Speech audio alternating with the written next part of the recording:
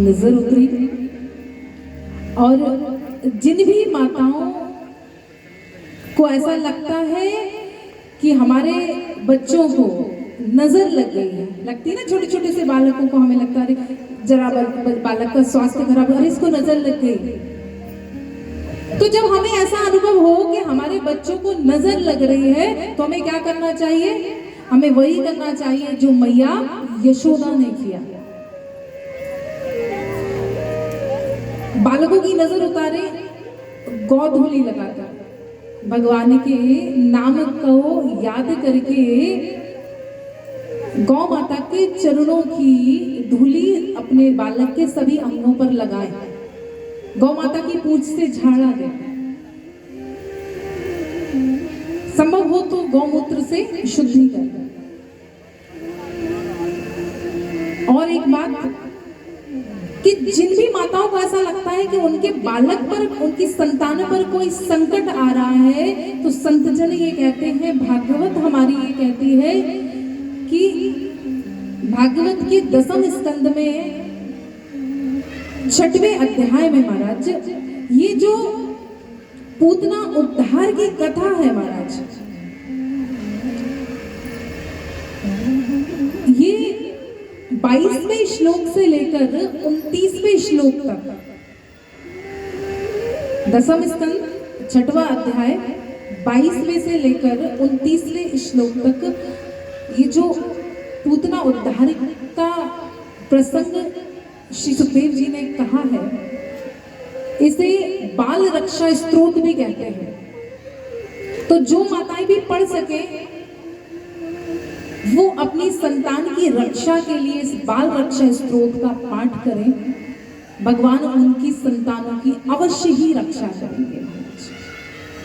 और यदि आप कहें कि हम नहीं पढ़ सकते संस्कृत, हम इसका पाठ नहीं कर सकते, तो कोई बात नहीं, इतनी कथाएं चल रही हैं, पूतना उद्धार की कथा तो हर माता को पता होगी, हर माता को पता होगी। तो जब पूजा करने बैठे भगवान की इसी लीला का ध्यान करें कि कैसे पूतना भगवान को मारने आई, कैसे भगवान की शुद्धि माता यशोदा ने की, और प्रार्थना करें कि हे कन्हैया, जिस जिस प्रकार की चिंता मैया यशोदा को हुई आपकी, वैसे ही हमें अपनी संतानों की चिंता है कि प्रभु आप हम पर उसी प्रकार कृपा कीजिए, जैसे आपने माता यशोदा की चिंता का निवारण किया, वैसे ही आप हमारे बालक की रक्षा कीजिए और हमारी चिंताओं को दूर कीजिए। इतना तो हम कर ही सकते हैं, भले पाठ ना कर सकें, बस ये प्रार्थना कीजिए। और जैसे मैंने बताया वैसे अपने बालकों की नजर उतारिए। ठाकुर जी ने चाहा आपका बालक स्वस्थ होकर के आपकी गोद में पुनः खेलने लगेगा। तो ये कहती है भागवत की कथा। इसके बाद थोड़ा समय हुआ कि यहाँ पर लाल जी थोड़े थोड़े बड़े होने लगे और कंस भी चुप नहीं बैठा, एक के बाद एक असुर भेजने लगा। तो हम असुरों के वध की कथा कम करेंगे क्योंकि हमें गोवर्धन पूजा तक पहुंचना है। ये तो हम सब जानते हैं कि कैसे भगवान ने शकट भंजन की लीला की। हम भगवान के भक्तों की ही लीला क्या ज्यादा कहेंगे, जिसमें हमें आनंद आए और आनंद से कथा सुने और आनंद ही लेकर आप घर जाए। भगवान के दर्शन करने के लिए सब आ रहे थे, लेकिन जब नारायण बाल स्वरूप में आए तो महादेव स्वयं को रोक नहीं पाए। महादेव ने कहा आपके इस स्वरूप को तो मैं पास से देखना चाहता हूं, निकट से देखना चाहता हूं। जब श्री राम प्रभु का अवतार हुआ था तब भी महादेव पहुंच गए थे ज्योतिष बनकर काकभूषणी जी को साथ लेकर। श्री राम कथा जहाँ होती वहां गाते ना, शिव और काकभूषणी लेके पोथी पतरा दर्शन हित नगर अयोध्या के। तो काकभूषणी जी और महादेव चले गए थे और जब माता पार्वती को पता चला तो कहा कि आप दोनों चले गए, मुझे साथ लेकर क्यों नहीं गए? माता पार्वती ने कहा कि अगर आप भगवान के दर्शन करने गए उनके बाल रूप के, मुझे लेकर क्यों नहीं गए आप? तो महादेव ने पता है क्या कहा देवी, जब बड़के राम जी के दर्शन किए और उनकी लीला को तुम नहीं समझ पाई, उन पर संदेह कर लिया था, जब माता सती के रूप में थी माता पार्वती, तो हमें लगा कि छुटके राम जी की लीलाएं तो और भी निराली हैं, तो उनको तो आप समझ ही नहीं पाओगे और आपको फिर से मोह हो गया, तो इसलिए हम आपको लेकर गए।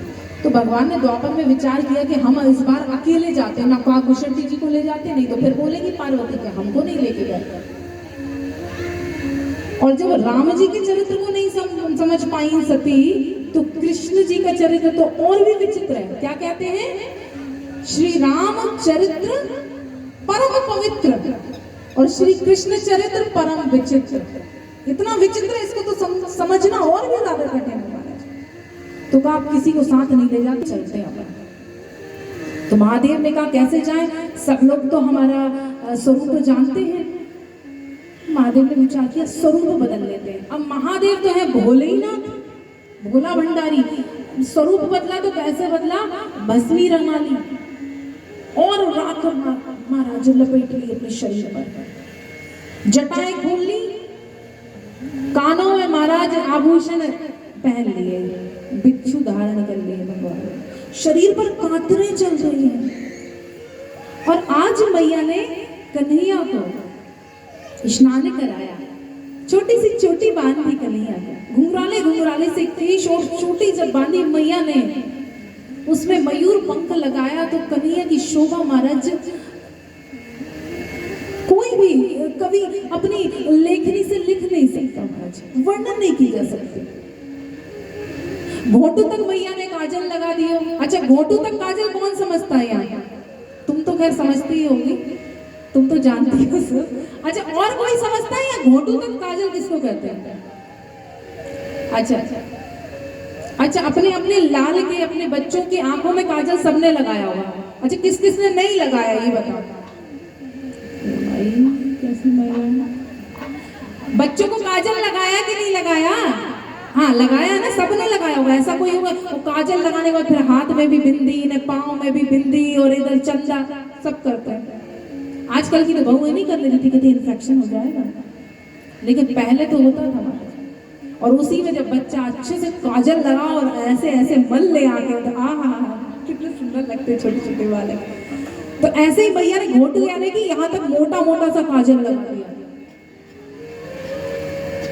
लाल जी के छोटे छोटे से कोमल पैर। कहते कथा को सुनो और साथ में कभी कभी जब ठाकुर जी का वर्णन किया जाए ना, उनकी सुंदरता का, उनके रूप माधुर्य का, तो नेत्र बंद करके विचार कर लो कि कैसे भगवान के पैर होंगे। सुंदर से कोमल पैर कन्हैया के, उनमें घुंघरू वाली छोटी सी पायल पहना दी मैया ने, और अपने कन्हैया को सुलाने का प्रयास कर रही मैया। धपकी देकर पालने में मैया ने कन्हैया को पौड़ाया और धपकी देकर के सुलाने लगी। इतने में ही भोलेनाथ आए मैया के द्वार, और वहीं से आवाज लगाई, गलत खोल दे पलक, दिखला दे झलका झलक। मैया ने देखा, झरोखे में से झांक कर कौन आया है। मैया ने देखा, अरे ये तो बड़े पहुंचे हुए बाबा दिखे, भसम भसम लगाए हैं। तो मैया ने जल्दी से कन्हैया को झीनी से चंदरिया उड़ाई और दौड़ पड़ी नीचे, जाकर के बाबा को प्रणाम किया। अरे बाबा, बड़े बहुत धन्यवाद हमारे कि आप हमारे आंगन में पधारे। पधारो बाबा, बाबा आसन ग्रहण करो। कहाँ से आए हो बाबा? महादेव ने कहा, मैया मैं हिमालय पर्वत से आया हूं।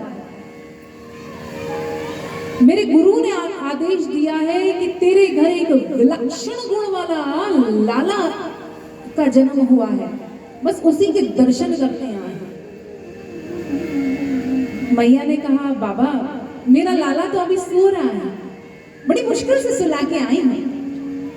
बाबा बताइए बाबा, आपकी क्या सेवा करें? अन्न चाहिए अन्न दे, धन चाहिए धन दे, गौए बछड़े अश्व घोड़े हाथी हीरे जवाहरात जो कहोगे आपकी सेवा में हम प्रस्तुत कर देंगे, जो कहोगे भिक्षा में देंगे। मैया झट से गई अंदर और रत्नों से जड़ित जो उनके हार थे सबसे अमूल्य वो लेकर के आ गई। बहुत पहुंचे हुए बाबा लगते, मेरे लाला को आशीर्वाद दे। भोलेनाथ कह रही मैया ये सोने चांदी मणि माणिक हीरे जवाहरात ये मेरे लिए मैया ये मेरे लिए कुछ भी नहीं, इसका कुछ भी मूल्य नहीं है। भोलेनाथ ने ध्यान किया और मैया को मणि माणिक दे दी। ले मैया मुझसे ही तू ले ले, तू मुझे क्या देगी। मैया ना अन्न चाहिए ना धन चाहिए ना हीरे मोती जवाहरात चाहिए, मैया मोको तो बस तेरे लाल के दर्शन चाहिए। इतना कहा तो मैया जब से पूतना आई थी ना तब से थोड़ी सतर्क हो गई थी, किसी को दे नहीं मैया जो आप अपरिचित है। बोले देखो बाबा लाल के दर्शन तो ना हो पाए, अभी बड़ी मुश्किल से अपने लाल को सुला के आई है, तो मैया उसमें कौन सी बड़ी बात है, सोया है थोड़ी देर बाद जाग जाएगा, हम प्रतीक्षा कर लेंगे। बोली बाबा बुरा मत मानना, जो दान दक्षिणा मांगो सो देंगे, सेवा जो बोलो सो करेंगे, लेकिन लाल के दर्शन ना कराए, लाल को तो सामने ना लाऊं मैं। क्यों? क्योंकि मैं जानू ना, मैं तो कुछ जानू ना बाबा, लाल के दर्शन ना। अरे मैया इतनी निष्ठुर ना बन, हम भी ठान के आए हैं कि तेरे लाल के दर्शन करके जाएंगे। तो मैया और यहाँ तो बाबा की और मैया की ठग गई, ना मैया माने ना भोलेनाथ माने। महाराज बाबा के हम लाल के तो दर्शन करके जाए मैया, और ना तू दर्शन कराए तो तेरे दरवाजे के सामने इस समाधि लगाकर बैठ जाएंगे। अरे आज नहीं तो कल कभी तो तेरा लाला बाहर निकलेगा। तो मैया ने कहा तू समझदार तो मैं तुझसे ज्यादा समझदार। क्यों? बोले बाबा मेरे घर में एक नहीं 9 दरवाजे, तू आगे के दरवाजे पे बैठे हो, मैं लाल को पीछे के दरवाजे से ले जाऊं। अब तो मैया का हृदय पिघल नहीं रहा, और यहाँ पर महादेव व्याकुल हो रहे हैं। ध्यान लगाया और लाल जी को कहा कि बड़ी दूर से आए प्रभु, क्या दर्शन भी नहीं देंगे? बड़ी आशा लेके आए थे, आपको गोद में लेंगे, आपके नेत्रों में नेत्र डालकर 2 प्रेमाश्रु बहा लेंगे, आपके केशों का स्पर्श करेंगे, आपके हाथों का स्पर्श करेंगे, आपके चरणों का स्पर्श करेंगे, लेकिन देखो ना मैया को दर्शन ही नहीं करा रहे। तो कन्हैया कहते हैं कि महादेव आप हमसे मिलने के लिए लाला आए थे, उतना ही हम भी आपकी गोद में आने के लिए व्याकुल हैं, लेकिन क्या करें महादेव, क्षमा कीजिए दास को, मेरा ये बाल रूप तो मैया के पास गिर गया, आपको उनसे ही मांगना पड़ेगा। और यहाँ मैया मान नहीं रही। भोलेनाथ कहे कन्हैया मैया तो बहुत कठोर हो जा रही है, आप ही कुछ लीला कीजिए ना। तो कन्हैया ने कहा आप चिंता मत कीजिए, हम कुछ करते हैं, अभी जाइए, अभी मैया बहुत क्रोध में है, मैया मार देती है। बाबा ने कहा ठीक है, जब नारायण डर रहे हैं तो हम तो डरेंगे। बाबा ने कहा ठीक है मैया, लेकिन हम भी जाएंगे इस गांव से, तो लाला के दर्शन करके ही जाएंगे मैया। देख ले मैया, ये जो कन्हैया जोर जोर से रोने लगे, लाला जोर जोर से रोने लगे, इतना जोर से लालजी रोए, इतना जोर से लालजी रोए कि सारी गोपियां आ गई। हरी मत रानी, हरी यशोदा, लाला ठीक तो है? लाला इतना रोवे? और मैया यशोदा गोद में उठा रही है, स्तनपान करा रही है, दुग्ध पान करा रही है, लेकर यहाँ से वहां घूम रही है, लेकिन कन्हैया चुप नहीं हो। तो वही पूर्णमासी मौसी जो बड़ी सयानी थी, उन्होंने ही बोला यशोदा लाला को नजर तो नहीं लगी? अरे नहीं नजर नहीं लगी, आज तो मैंने लाला के दर्शन किसी को कराए भी नहीं। अरे मौसी वह पूतना गई ना, जौन से दिन से मैं लाला के दर्शन किसी को ही ना कराऊं। अरे कुछ तो याद कर, कुछ तो विचार कर, कुछ तो हुआ होगा आज के दिन में लाला जो यूं रो रहा है। तो मैया ने कहा हाँ, एक जोगी बाबा आया था, वो लाला के दर्शन के लिए कह रहा था, लेकिन मैंने दर्शन नहीं कराया। तो मौसी बोली इसीलिए तो लाला रो रहा है? क्यों? बोले राक्षसियों के हाथ में तू लाला को दे देवे, और एक बड़ा जोगी बाबा तेरे लाला को आशीर्वाद देवे के ताई आयो, और तूने वाके दर्शन ना कराए। अब तो तू जा और वही बाबा जब आके यहाँ लाला को झाड़ो देगो तब करेगी। बोले हाँ बाबा जो कहोगे सो करेगी, लेकिन चलो हमारे लाला का रो रो के बड़ा बुरा हाल कर रहा है।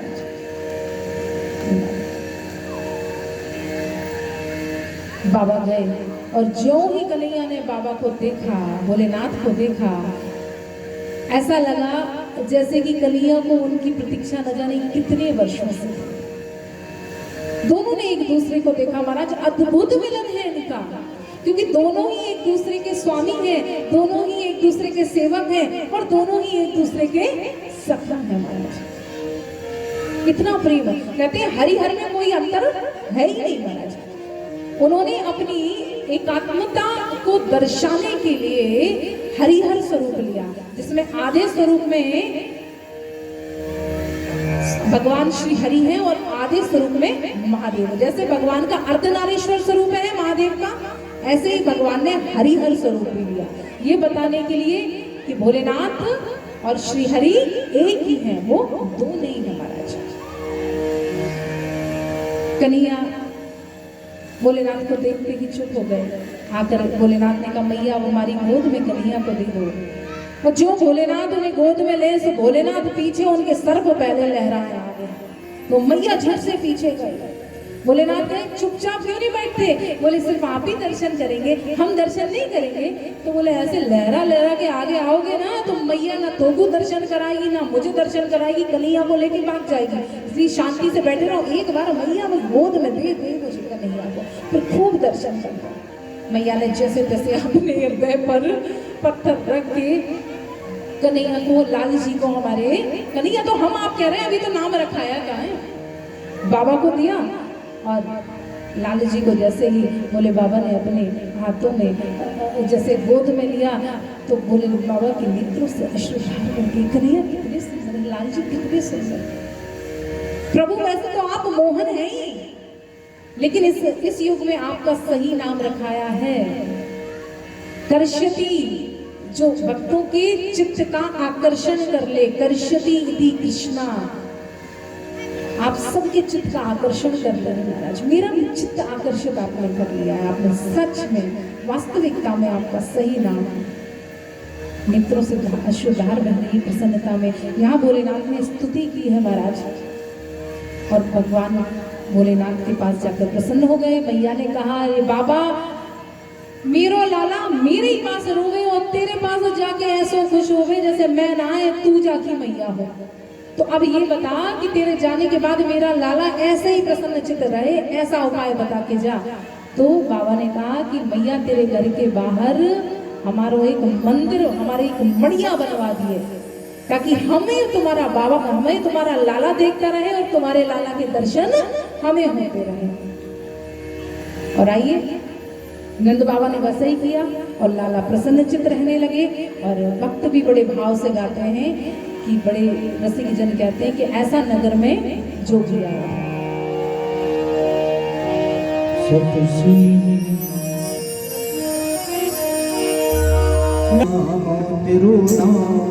भोलेनाथ भोलेनाथ भोलेनाथ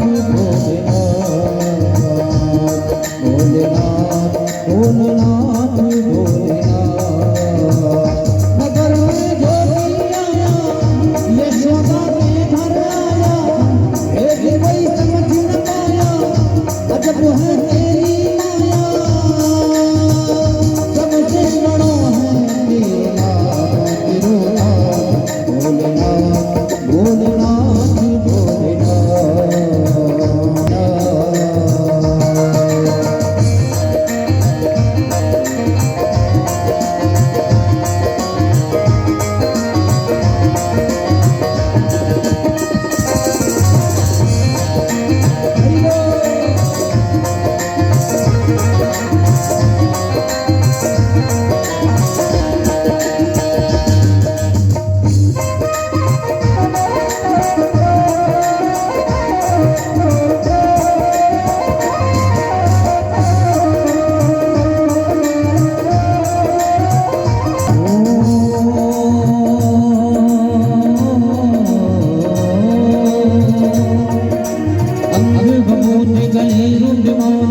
शेषनाग लिपटायो बापो तिलक भाल चंद्रमा घर घर अलग जगायो अंग भभूत गले रुद्रमाला शेषनाग लपटायो बापो तिलक भाल चंद्रमा घर घर अलग जगायो नगर में जोगिया यशोदा के घर आया भेद कोई समझ न पाया अजब है तेरी माया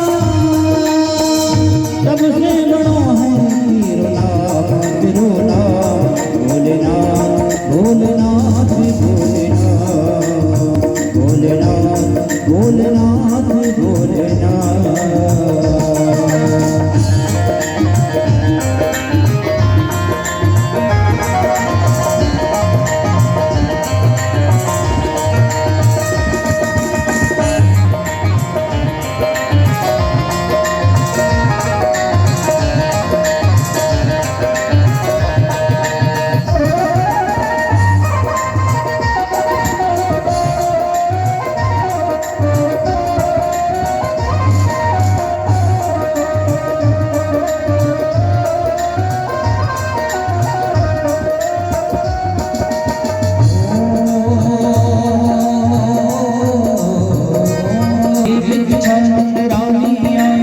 कंचन झाल धरायो देवी बिछायो की हाथ लगायो बालक मेरो डरा बिछाने बिछाने बिछा आने बिछा संदरानी आई कंचन झाल धरायो देवी बिछायो की हाथ लगायो बालक मेरो डरा नगर में जो भी आया यशोदा के घर आया भेद कोई समझ न पाया अजब है तेरी माया सबसे बड़ा है तेरा नाम तिरुनाथ भोलेनाथ भोलेनाथ भोलेनाथ भोलेनाथ भोलेनाथ भोलेनाथ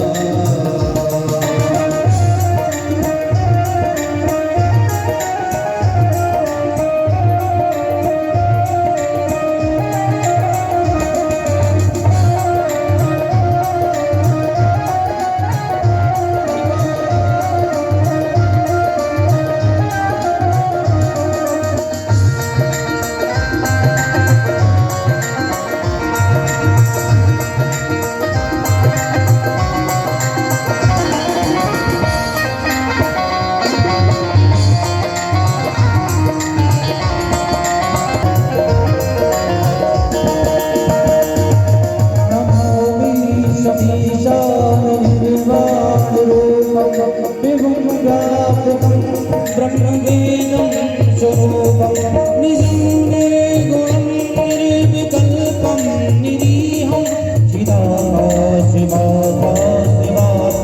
भजेऽहं निराकारमोकारमूलं तुरीयं गिराजातगोपीशमीशं गिरीशं करालं महाकालिकाकृपालं गुणागार संसार पारं नतो तुषाराद्रिसाकाश गौरं गंभीरं अनुभूतिकोटि प्रवासी चरे स्फुरगौर करलोलनी चारु गंगा लशीभान भारे त्रिकंठे भुजंगा चलति कुंडलं भूषनेत्रं विशालं विषण्णाननं नीलकण्ठं दयालं मृगाधीश चरणाम्बरं विमालं प्रीतं गिरं शर्वनं भजामि ओ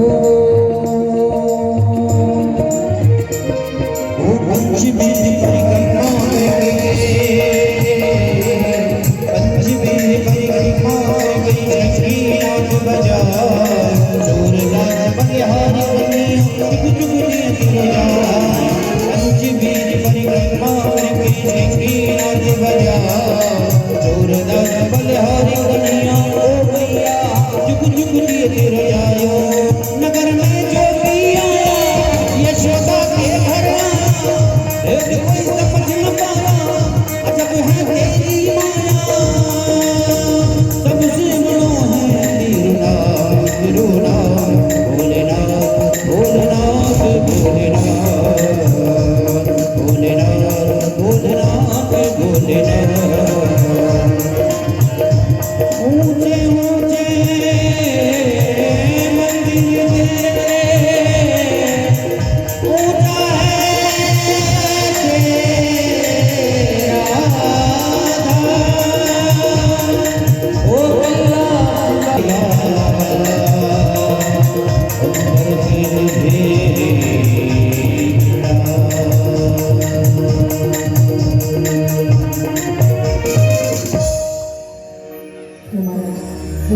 दर्शन करके गए। अति शीघ्र आगे बढ़ते हैं हम। भगवान ने बहुत सारी लीलाएं की, एक लीला है अभी भगवान ने नामकरण संस्कार हो जाना चाहिए। हम मनुष्यों के जीवन में 16 संस्कार होते हैं, गर्भाधान से लेकर अंतिम अंत्येष्टि संस्कार तक 16 संस्कार होते हैं। सबसे पहले होता है गर्भाधान संस्कार, फिर पुंसवन संस्कार, फिर इसके बाद सीमांतोत्रयन संस्कार, फिर जागसर कर्म संस्कार, फिर नामकरण संस्कार, फिर 3 महीने का जब बालक हो जाता है, जब उसे बाहर लेकर जाते हैं तब होता है बाहर निष्क्रमण संस्कार, फिर अन्नप्राशन संस्कार, फिर चूड़ाकरण संस्कार, कर्णभेदन संस्कार, यज्ञोपवीत संस्कार, वेदारंभ संस्कार, समावर्तन संस्कार, विवाह संस्कार, वानप्रस्थ संस्कार, संन्यास संस्कार और फिर अंतिम में अंत्येष्टि संस्कार। ये होना चाहिए, लेकिन ऐसा विधान अब नहीं बचा। हम सब 2-3 संस्कार जानते हैं, एक ब्याह संस्कार, फिर अंत्येष्टि तो होनी ही होनी है। यज्ञोपवीत भी कई बालकों का यज्ञोपवीत होता ही नहीं। कब होता है? जब ब्याह होता है और फिर पंडित जी कहते हैं कि यज्ञोपवीत के बिना तो ब्याह होगा नहीं, तो महाराज तुरंत के तुरंत वहीं। अब सब ऐसी व्यवस्थाएं हो गई रेडीमेड टाइप की। नहीं तो भैया जरूरी है तो कर दो, तो वहीं के वहीं। उसके बाद यज्ञोपवीत भी कितना पहनते हैं। हम ही दीदियों से कह देते हैं कि भैया अपना जनेऊ क्यों नहीं धारण किया, आप यज्ञोपवीत क्यों नहीं पहनते? दीदी नियम बहुत होते हैं, नियमों में नहीं बंधना, हमें स्वतंत्र रहना है। तेरा वार्ता बहुत अलग दिशा में चली जाएगी, इसलिए हम भगवान के ही संस्कार करा लें, परंतु फिर भी प्रयास करें कि अपने बालक का नामकरण संस्कार किसी विद्वान ब्राह्मण से आप करें। ऐसे नहीं कुछ भी नाम उठाया और रख दिया अपने बच्चे का। नाम ऐसा रखिए जिसका कोई अर्थ हो। हमने तृतीय दिवस की कथा में नाम की महिमा को जाना, नाम की बड़ी महिमा है, तो अच्छा सा नाम रखवाएं अपने बालक का जिसका कोई अर्थ भी हो। ऐसे उठाकर बालक के मुंह में किसी भी दिन डेयरी मिल्क नहीं घुसा देना। हाँ, यही हो रहा है। अच्छे से मुहूर्त दिखवाइए, अन्नप्राशन संस्कार अवश्य कराइए। आपका बालक जो पहला ग्रास अपने मुख में डाले, वो कोई चॉकलेट, टॉफी या कोई संसारिक खाद्य ना हो, भोज्य ना हो। कैसे होता था पहले अन्नप्राशन संस्कार? बुआ को बुलाया जाता था। बड़े सुंदर रीत होती थी। हमारे पूर्वज सनातन संस्कृति में बड़ी अच्छी रीतियां डाल करके गए। अन्नप्राशन बुआ आती थी, कहते थे चांदी की चम्मच, चांदी की कटोरी, और उसमें बुआ अपने हाथ से खीर बनाती थी और फिर भगवान को भोग लगाया जाता था, और फिर वही भोग प्रसादी के रूप में आपके बच्चे के मुख में डाला जाता था। तो जब बालक पहली बार भगवान का प्रसाद ग्रहण करेगा, ना कोई चॉकलेट ना कोई और अन्य सामग्रियां, भगवान का प्रसाद अपने मुख में डालेगा, तो उसका जीवन अवश्य ही मंगलमय होगा। तो ये संस्कार जो हम भूलते जा रहे हैं, लेकिन वसुदेव जी नहीं भूले। उन्होंने कहा रे 1 वर्ष का होने वाला है मेरा बालक, मेरा लाल। पता नहीं नंद बाबा ने नामकरण कराया कि नहीं कराया। और हाँ, नंद बाबा भूल भी गए थे नामकरण कराना। एक के बाद एक असुर तो आ रहे थे। पहले पूतना आ गई, फिर सकट आ गया, फिर इसके बाद प्रणावत आ गया, बवंडर का रूप लेकर के, चक्रवात स्वरूपेण यहाँ पे वर्णन करते हैं श्री सुखदेव जी। तो नंद बाबा इन सब बातों में लाला का नामकरण कराना ही भूल गए। वसुदेव जी ने गर्गाचार्य जी से कहा कि महाराज जाकर के मेरे लाला का नामकरण करके आइए, आप तो हमारे यदुओं के आचार्य हैं, आपको ही हमारे लाला का नामकरण संस्कार करके आना चाहिए। लेकिन ऐसे गुप्त विधि से करना कि कंस को पता ना चले, नहीं तो मेरे लाल के जीवन में संकट आ जाता है। गए गर्गाचार्य जाकर के सांडिल्य मुनि जी से सारी बात कही। उसी समय संयोग से नंद बाबा वहां पहुंचे, सांडिल्य मुनि जी ने परिचय कराया, ये यदुओं के पुरोहित हैं, कुलगुरु हैं।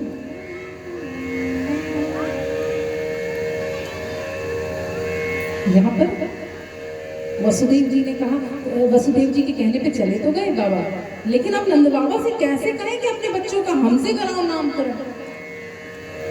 तो नंद बाबा से जब मिले, नंद बाबा ने प्रणाम किया और नंद बाबा ने कहा कि महाराज मथुरा से कैसे पधारे। तो गर्गाचार्य जी ने कहा कि मैं यहाँ पर एक यजमान के यहाँ पर नामकरण संस्कार के लिए आया था, इतना सुना। तो नंद बाबा को भी याद आ गया, वो तो याद दिलाना ही चाहते थे। अरे अरे महाराज बड़ा अच्छा आपने याद दिलाया, मेरे लालाओं का भी, दोनों लालाओं का नामकरण नहीं हुआ, महाराज आप ही नामकरण कर दीजिए। तो बोले आप तो नामकरण में बड़ा उत्सव करेंगे, आपके लाला की छोटी छोटी लीलाओं के लिए आप उत्सव करते हैं, यदि मैंने आपके लाला का नाम रखा, आपको पता है, कहते हैं गर्गाचार्य जी और या सुखदेव जी कह रहे हैं कि यदुनाम अहम आचार्य ख्यातस्य भूति सर्वदा सुतम मया संस्कृतम ते मन्यते देवी सुतम, कि यदि मैंने तुम्हारे पुत्र का नामकरण संस्कार किया तो सब जानते हैं कि मैं यदुओं का आचार्य हूँ, कुल पुरोहित हूँ। और आपके बालक पे और संकट आ जाएगा, क्योंकि कंस जान लेगा, कंस ऐसा मान लेगा, कह रहे हैं कि मन्यते देवकी सुतम, कंस आपके पुत्र को देवकी का पुत्र मान लेगा और आपके पुत्र पर और संकट बढ़ जाएगा। एक विधि है कि अपन चोरी चोरी चुपके से कर ले नामकरण। तो बोले ठीक है महाराज, आप जैसे दिव्य महात्मन हमारे घर आए हैं, हम नहीं करेंगे उत्सव, हमारे लाला पे संकट आए ऐसा काम हम नहीं करेंगे। गए मैया यशोदा के पास। सबसे पवित्र स्थान कौन सा होता है घर का? गौशाला। कहा कि गौशाला में हमारे लाल जी का नामकरण संस्कार करेंगे। ले गए, साफ करके गौशाला को माताओं ने, अच्छा ये माताएं जो होती हैं बड़ी सीधी होती हैं, बहुत सीधी होती हैं, किसी पे विश्वास भी जल्दी कर लेती है और किसी पे शक भी बहुत जल्दी कर लेती है। अच्छा, दो माताएं बात कर रही हूँ कथा में और उनकी पड़ोसन आ जाए तीसरी कोई भी, और वो माताएं अगर बात करते करते चुप हो गई तो वो जो आई है वो यही बात करेगी कि मेरी बुराई कर रही है। पक्के स्वाभाविक सी बात है, किसी को देखते हैं तो हम बात करना बंद कर देते, लेकिन उसके दिमाग में ये बात आएगी कि हम ही बुराई कर रहे हैं, संदेह भी जल्दी आ जाता है। तो यहाँ पर संदेह हो गया दोनों माताओं को, माता रोहिणी और माता यशोदा को। तो ये बाबा जी सुनिए, बहुत बड़े बाबा हैं, तो इनकी परीक्षा कर लेते हैं। कैसे करें परीक्षा? तो बोले लाला की अदला बदली कर लेते हैं। तो लालाओं की अदला बदली कर ली महाराज। देवकी मैया के लाला को रख लिया रोहिणी मैया ने गोदी में, और रोहिणी मैया के लाला को रख लिया देवकी मैया ने गोदी में। पहुंची। अब जैसे ही गर्गाचार्य जी ने देवकी मैया की गोद में देखा, देखते ही प्रणाम किया, कहा आहा दाऊ यहाँ बैठे हैं। तुरंत पहचान लिया, शीश रूप में आप माता की गोदी में बैठे हैं। और बाबा ने कहा कि अयम ही रोहिणी पुत्रो रम्यन सुहृदो गुणे अख्यास्ते रामायति वल्याधिकम फलमिति, कि मैया ये जो आपकी गोद में बैठे हैं ना, ये आपके नहीं, रोहिणी मैया के पुत्र। इतना कहा तो रोहिणी मैया ने 9 लखा हार निकाल के महाराज के चरणों में, सांची को बाबा है, खड़िया पलटन ना है, हाँ नकली नहीं असली है। कहते हैं अयम ही रोहिणी पुत्र, ये जो हैं वो रोहिणी मैया के पुत्र हैं, और ये संतों के हृदय में रमण करते हैं, इसके कारण मैं इनका नाम राम रखता हूँ। लेकिन इनमें बल की बहुत अधिकता होगी, ये बड़े बलवान होंगे, इसलिए इनका पूरा नाम मैं बलराम रखता हूँ। इनके और भी नाम होंगे मैया। इनका आकर्षण क्योंकि एक माता के गर्भ से दूसरी माता के गर्भ में हुआ है, इसलिए इनका एक नाम संकर्षण भी होगा। इन्हें दाऊ दयाल के नाम से भी जाना जाएगा, बलदाऊ के नाम से भी जाना जाएगा। इतना कहा कि मैया यशोदा भावविभोर हो गई, कहने लगी बाबा आप जल्दी से मेरे लाला का भी नाम रखो। और जैसे ही गर्गाचार्य जी ने कन्हैया की तरफ देखा, लाल जी की तरफ देखा, और देखा, देखते आंखें खुली की खुली रह गई और मुख खुला का खुला रह गया। संत जन कहते हैं कि गर्गाचार्य जी की लाल जी को देखते ही त्राटक समाधि लग गई। समाधि दो प्रकार की, ध्यान समाधि, त्राटक समाधि। ध्यान समाधि आंखें बंद, मुख बंद, श्वास भी बंद, रोक ली जाती है। त्राटक समाधि आंख खुली, मुख से खुला, लेकिन श्वास बंद, ये त्राटक समाधि होगी। तो कहा महाराज की त्राटक समाधि लगी, हमारा आंखें खुली ऐसी रह गए, हम ना कुछ बोले ना कुछ करे, न मैया बोले बाबा, मैया हिलाए बाबा को, बाबा तो ही ना बोले। मैया बोली पधारनो थो सो बाहर जाके पधार जाते, मेरे को कलंक लगावे काय को। अब तो नंद बाबा आए और झंझोर दिया बाबा को, अरे बाबा ओ बाबा चले गए क्या? तो बाबा चेतना में बोले हाँ। तब बाबा ने नाम रखा, कहा कि आपका ये जो बालक है ये साक्षात नारायण। इतना कहा कि लाल जी ने जो गोदी में बैठे थे उन्होंने कहा पूरी बोल पट्टी खोल दोगे, कह दोगे नारायण है तो सब काम हमारी सारी लीलाएं खराब हो जाएंगी, छुपा दीजिए। तो बाबा ने कहा ये साक्षात नारायण के गुणों के समान वाला बालक है आपका, और नारायण के गुण तो केवल नारायण नहीं हो सकते।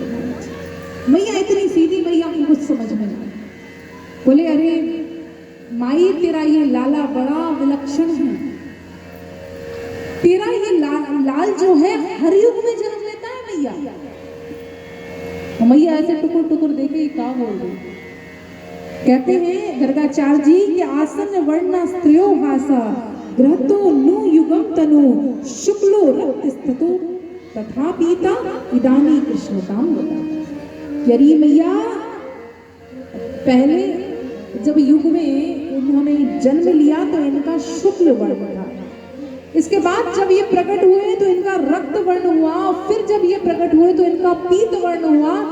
अब चित्त का आकर्षण कर लेते हैं, कर्षित वाला कनुआ, सब बलुआ और कनुआ हो गए दोनों। गर्गाचार्य जी ने प्रणाम किया कि हे धन्यवाद, हमने कह दिया तेरा पुत्र नारायण के समान गुण वाला है, फिर भी तेरी ममता इतनी विलक्षण है कि तुझे सिर्फ उसमें अपने लाभ नजर आते हैं। इस प्रकार से गर्गाचार्य जी ने नामकरण संस्कार किया। यहाँ पर आती है दामोदर लीला। एक बार मैया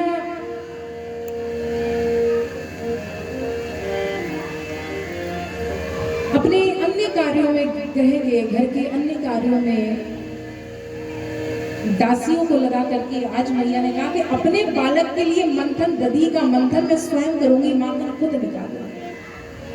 यहाँ पर सुखदेव जी वर्णन करते हैं कि एकदा ग्रह दासीसु यशोदा नंद गेहिनी कर्मांतर नित्यासु निर्मंथा स्वयं। सबको कार्य दे दी और कहा कि अपने बालक के लिए तो मैं स्वयं दधी मंथन करूंगी। और दधी मंथन जो करने लगी मैया, सो कन्हैया आके पीछे से गुटमन आए और मैया की चुनरी पकड़कर खींची। मैया ने कन्हैया को गोद में ले लिया। कन्हैया थोड़ा थोड़ा बोलने भी लगे थे महाराज। तो कन्हैया ने अपनी तोतरी सी भाषा में कहा कि मैया एक बात बताओ मैया, तुमको दूध प्यारो लागे कि पूत प्यारो लागे? मैया ने कहा मोको तो पूत प्यारो है, दूध प्यारो ना है। तो कहा मैया सच्ची? बोले हाँ सच्ची। तो बोले माखन खाएगा? बोले नहीं मैया दूध पीऊंगा। तो मैया स्तनपान कराने लगी। इतनी महंगी चूल्हे पर मैया दूध उबलने रख के आई थी। और यहाँ पर वर्णन करते हैं श्री सुखदेव जी कि वो दूध साधारण नहीं था, वो दूध अपने पूर्व जन्म में एक ऋषि था। तो वो विचार करने लगा कि लाल जी का पूरा पेट जब मैया के दूध से भर जाएगा तो लाल जी मुझे नहीं, मेरा भोग नहीं लगाएंगे। तो वो दूध उफरने लगा। जैसे ही दूध उफना तो मैया ने झट से कन्हैया को नीचे रखा और दूध को उतारने चूल्हे से चली गई। इतना तो मैया ने किया तो कन्हैया गुस्सा लाल में, कन्हैया गुस्से में कन्हैया लाल हो गए महाराज। अब तो मैया कह रहे कि पूत प्यार लगे। ना मैया तू झूठ बोले, तो को पूत नहीं तो को तो दूध ही प्यार लगे। और कन्हैया ने गुस्से में एक डंडा उठाया महाराज, सारे घड़े मटके तोड़ दिए। मैया ने आके देखे, मैया जो तो जटा में भरे लाला ने इतना गुस्सा इतना क्रोध किया मैया ने क्या किया, कन्हैया को का रह जाता रही कि आज मैं तो कुछ सीखो कर। तो कन्हैया, लाल जी इतनी कोमल है, मैया मार तो नहीं सकती, तो छड़ी से डरा तो नहीं है लेकिन मार नहीं रही, क्या करूं, कुछ तो दंड देना होगा। तो मैया कन्हैया को बांधने लगी ओघल से। जब ओघल से बांधने लगी तो कन्हैया, इनको बांधना आसान है, जितनी भी रस्सियां लगाती 2 अंगुल की कमी रह जाती है। संत जन कहते हैं ये 2 अंगुल की कमी क्या है, जीव कितना भी भगवान को बांधता है, हमारे और भगवान के बीच में 2 अंगुल की कमी रह जाती है। वो 2 अंगुल की कमी रहती है संसार के प्रति अपनी ममता की और अपनी स्वयं की अहमता की, कि हम ये कार्य कर लेंगे, हमारा अहंकार है। और संसार में जो हमारी मोह माया ममता है महाराज, वो 2 अंगुल की कमी वो रह जाती है। मैया ने अहंकार था कि मैं कन्हैया को बांध लूंगी, तो कन्हैया नहीं बना। और कब हमारी भक्ति पूर्ण होती है, जब हम समर्पित हो जाते हैं।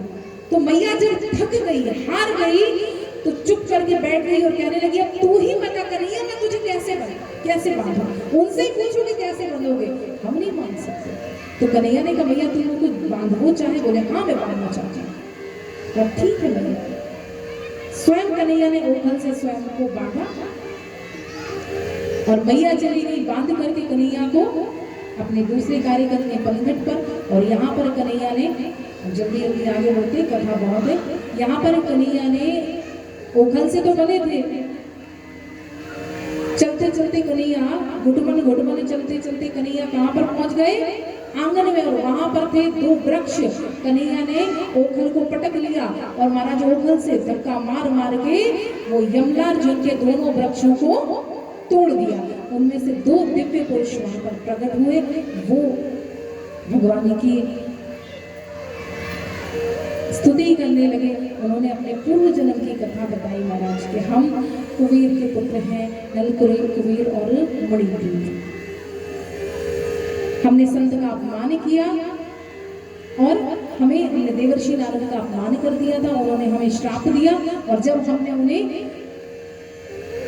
करुणा से उनके पैर पकड़ लिए, रोने लगे दीन भाव से, तो उन्होंने कहा कि आपका उद्धार स्वयं श्री कृष्ण करेगा। तो यहाँ पर यमलार्जुन के दोनों वृक्षों ने भगवान का की स्तुति की। यमलार्जुन के वृक्ष कहते हैं नमः परम कल्याणः, नमः परम मंगलम, वासुदेवाय शांताय यदुराम पते नमः। भगवान की स्तुति करने लगे। इसके बाद महाराज जब बार बार संकट आ रहे हैं कन्हैया पर, प्रणावत आया, उठाकर ले गया, तो वसुदेव जी का पुत्र जानकर के तो संकट आ रहे थे ज्यादा। तो नंद बाबा ने ये विचार किया कि हम इस स्थान को छोड़ देंगे और गोकुल को छोड़कर नंद बाबा पहुंच गए कहां पर, वृंदावन क्षेत्र में, नंदगांव। अब लोग कहते हैं नंदगांव और गोकुल अलग अलग है कि एक है। महाराज जन्म के समय गोकुल में थे और जब असुर आक्रमण करने लगे तो अपने लाल को बचाने के लिए पहुंच गए नंद बाबा नंदगांव, और वहां के राजा हुए, इसलिए उनका नाम हुआ नंद बाबा। वृंदावन में खेलने आए कन्हैया, जब वहां पहुंचे तो थोड़े कन्हैया जब बड़े हुए तो कन्हैया ने विचार किया कि हम भी अब गैया चराएंगे। तो मैया ने कहा नाय लाला अबे तो तू छोटो है, गैया नाय चरा, अब तू बछड़ा चरा। अच्छा, बीच में एक और लीला हो गई जिसे हम विस्तार में नहीं बता पाए। भगवान ने मट्टी भी खाई थी, मृदावक्षण की लीला। ज्यादा हम बहुत गहराई में नहीं जा रहे, लेकिन फिर भी हम स्पर्श करके चलेंगे क्योंकि हम किसी भी लीला को छोड़ना नहीं चाहते महाराज। भगवान ने मृदावक्षण की लीला की। कन्हैया ने जिस प्रकार से माखन खाया, माखन बड़ा प्रिय है महाराज कन्हैया को, उसी प्रकार से कन्हैया ने मृदावक्षण की लीला की। इसको हम यदि अभी विस्तार से बताएंगे बस ये जान ले, भगवान ने 5 तत्वों की लीला की। किस प्रकार से मृदावक्षण की लीला की, मृदा तत्व की शुद्धि की, कालियावर्धन की लीला की तो जल तत्व की शुद्धि की, तृणावत का उद्धार किया, वायु तत्व की शुद्धि की महाराज। इस प्रकार से कन्हैया ने दावाग्नि का पान किया तो अग्नि की शुद्धि की। इस प्रकार से कन्हैया ने पांचों तत्वों की शुद्धि की। यहाँ पर माता पृथ्वी ने भाव दिए, भगवान आपको भक्त नाना प्रकार के व्यंजन समर्पित करते हैं, लेकिन मेरे पास सिवा मिट्टी के, सिवा कंकड़ के, पत्थर के कुछ नहीं है। काश मैं आपको कुछ समर्पित कर पाती। भगवान ने कहा तुम्हारे पास जो कुछ भी हो वो हम प्रेम से भोग कर पनघट पर लेकर गई मैया। मैया अपने कार्यों में व्यस्त हो गई। कन्हैया ने यहाँ वहां देखा, कोई देख तो नहीं रहा, और बड़ा सा माटी का ढेला उठाया और गप कर गया। सबने कन्हैया की मैया से शिकायत की। मैया के पास जब कन्हैया गए तो मैया ने कहा चोरी लाना तेने माटी खाई। तो कन्हैया कहते हैं नाहम बक्षित मानम सर्वे मिथ्या विशंसना यदिर सत्तर गिरस्तर ही समक्षम पश्चिमी मुखम। कि मैया ये सब लोग झूठ बोल रहे हैं, मैंने कोई भक्षण नहीं किया, मैंने कोई माटी नहीं खाई, ये सब झूठ बोल रहे हैं मैया, मैं सच बोल रहा हूँ। तो मैया कहती है हाँ हाँ सब झूठे, तू ये हरिश्चंद्र है। बोले मैया यदि विश्वास नहीं है तो आकर मेरे मुख में देख लो। तो मैया ने कहा तू क्या सोचता मैं नहीं देखूंगी। मैया गई और हाथ में छड़ी और कन्हैया का कान पकड़ा, मुंह खोल। और मैया ने, कन्हैया ने कहा यदि तो मैया ने मिट्टी मुंह में देख ली तो छड़ी से बहुत मारेगी, तो मैया को कुछ और दिखाना होगा। तो जो ही कन्हैया ने मुख खोला तो कहा जीव चराचर भूत त्रिलोकी सागर दीप अपार नदियां गंगा जमुना ब्रज निज शरीर घर द्वार। क्या देखा मैया ने? मैया ने देखा 14 वन, तीनों लोग कन्हैया के मुख में, तीनों लोगों में से भी पृथ्वी लोक कन्हैया के मुख में देखा। पृथ्वी लोक में भी 7 दीपों के दर्शन किए, 7 दीपों में जम्बू दीप के दर्शन किए, जम्बू दीप में भारत खंड के दर्शन किए, भारत खंड में उत्तर प्रदेश के दर्शन किए, उत्तर प्रदेश में भी महाराज मथुरा के दर्शन किए, और मथुरा में भी मैया ने नंदगांव के दर्शन किए, और नंदगांव में भी मैया ने देखा निज शरीर घर द्वार, स्वयं का शरीर, स्वयं का घर द्वार देखा। जैसे मैया कन्हैया के बाहर, मुख के बाहर है, वैसा ही दृश्य मैया ने अंदर देखा, और मैया सब कुछ भूल गई। मैया के हाथ से छड़ी गिर गई, हाथ कान से छूट गया और हाथ जुड़ गए। मैया ने स्तुति की। कन्हैया ने कहा कि मैया ने ये वरदान मांगा था जब मैया स्वयं भी मनवंतर में थी कि मेरी बाल लीलाओं का आनंद होगा। मैया को मैंने वो आशीर्वाद और वरदान दे दिया था मैया को, लेकिन यदि जान जाएगी कि मैं परमात्मा हूँ, पार ब्रह्म परमेश्वर हूँ, तो मैया की वो बाल लीलाओं का सुख चला जाएगा। माया देवी को बुलाया, सब कुछ बुला दिया मैया को अपने साष्टांग दर्शन करा के फिर सब कुछ विस्मृति कर दिया। तो महाराज जैसे हुआ, फिर कन्हैया अब बड़े हो रहे हैं, बाहर जा रहे हैं, तो कन्हैया के मित्र बने, मन सुखा तन सुखा मधु मंगल श्री दामा, और कन्हैया का एक मंडल बन गया, बाल गोपाल चौर विद्या प्रसारण। कन्हैया चुराने लगे माखन। पहले तो घर से ही चोरी स्टार्ट की, फिर एक दिन कन्हैया ने अपने मित्रों से कहा मनसुखा दारी के तू तो मन से सुखो है ही, तन से भी तू सुख ही है। तेरी मैया तो वो खावे को चुनाए थे। तो सब सखा क्या लगे रे लाला, हमारी मैया तेरे पीछे तो माखन ले लेके डोले, लेकिन हमारी मैया हमको ही दूध घी माखन ना देवे। हमारो माखन दूध घी तो मथुरा के राजा कंस के पास बिकवे जाए। सो कहे कन्हैया ने कहा जैसे ही तो तुम सब सूख रहे हो, अरे दूध घी खाया करो, और यदि मांगने से ना मिले तो चोरी करो। ये लाला ऐसी बात सिखावे हमें, बुरी बुरी चोरी करो सिखा। दारी के मांगने से अगर ना मिले तो खाने पीने की चीज चोरी भी कर लो, तो इसमें कोई दोष नहीं है। इसका मतलब ये नहीं कि फ्रिज में से सब अच्छा अच्छा सामान आज दूर हो जाए, नहीं, ऐसा नहीं करना। भैया कन्हैया क्या है, आज सब अपने अपने घर जाके चोरी करेंगे, तो सारे सखा घर गए, जाकर के चोरी करने लगे। अच्छा कुछ सक्सेस हुआ, कुछ सक्सेस नहीं हुआ। दूसरे दिन अपना एक्सपीरियंस बता दें। एक सखा मित्र आया, रात को घुल जाएगी पीछे से गुम्मा, रे लाला तेरे नाश जाए, हाँ दारी के तूने ऐसी चोरी करवाई, मैया ने मुंह को पकड़ लिया और इतना मारो मेरी तो कमर ही टूट गई। तो एक मित्र कह रहे लाला हम तो तर कांपे, हम तो भाई हमारी तो हिम्मत ही ना पड़ी चोरी करने की। तो कोई कुछ कह रहा, कोई कुछ कह रहा, कोई कुछ कह रहा। बोले लाला हमें ठीक प्रकार से ना आवे। तो बोले नहीं आवे तो हम सिखाएं। तो बन गया बाल गोपाल चौरे विद्या प्रसार मंडल। क्या करेगा ये? चोरी की विद्या का प्रसार करेगा। ठीक है महाराज। मधुमंगल को बना दिया सचिव, बलदाऊ जी बन गए उपाध्यक्ष और अध्यक्ष बन गए हमारे लाल जी। कन्हैया बन गए अध्यक्ष। अब तो मंडल बनाकर जाएं और बस देख लें कि कौन सी गोपी घर पर नहीं है, उसी के यहाँ जाएं और चोरी करके। अच्छा, गोपियां भी कोई साधारण तो थी नहीं, हम सब जानते हैं। गोपियों की भी थी, वो बनी मैया यशोदा की सखी। तो वो भी चाहती थी कि काश ऐसा लाला हमारे यहाँ हमारे घर में हुआ होता।